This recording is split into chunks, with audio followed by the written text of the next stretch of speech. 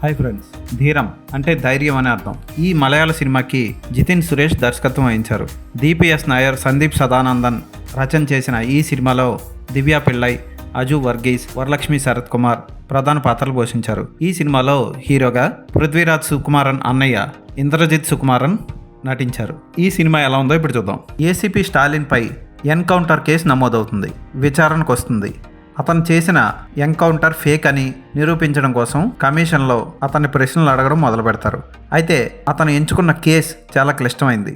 ఓ నలుగురిని దారుణంగా హత్య చేసి చంపేస్తూ ఉంటారు. ప్రతి హత్య దగ్గర నెక్స్ట్ హత్యకి చిన్న క్లూ ఇచ్చి చంపేస్తూ ఉంటారు. ఆ చంపుతున్నది ఒక లేడీ అని తెలుసుకుంటాడు ఏసీపీ స్టాలిన్. అయితే ఆ లేడీని పట్టుకున్న తర్వాత అసలైన హంతకురాలు ఆమె కాదని వేరొకళ్ళు ఉన్నారని తెలుసుకుంటాడు. పట్టుకున్న అమ్మాయిని విచారిస్తే ఈ హత్యల వెనక నిర్మల్ అనే చిన్నపిల్లాడు ఉన్నాడని తెలుసుకుంటాడు. అయితే చిన్నపిల్లాడైన నిర్మల్ హత్య చేయలేడు కదా, అసలు ఈ చిన్నపిల్లాడికి ఈ హత్యలకి సంబంధం ఏంటి?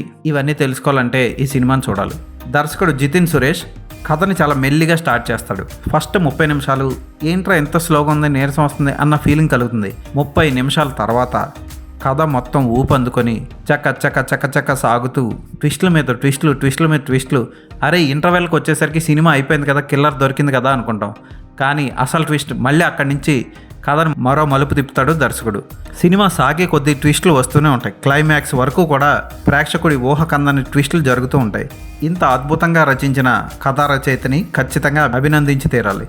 అలాగే ఈ సినిమాలో ఏసీపీగా ఇంద్రజిత్ సుకుమారన్ అద్భుతంగా చేశాడు. పృథ్వీరాజ్ సుకుమారన్ అన్నయ్య అయిన ఈయన చాలా మంచి పాత్రలు చేశాడు మలయాళ సినిమాలో. అయితే ఈ సినిమాలో కూడా సూపర్ పాత్ర చేశాడు. ఇలాంటి పాత్ర ఆయన లైఫ్ టైంలో మళ్ళీ రాదేమో. చాలా బాగా చేశాడు ఆయన. హత్య జరిగిన స్థలంలో హత్య ఎలా జరిగిందో ఊహించుకుంటూ క్లూలన్నింటినీ క్షుణ్ణంగా పరిశీలిస్తూ అసలు హంతకుడు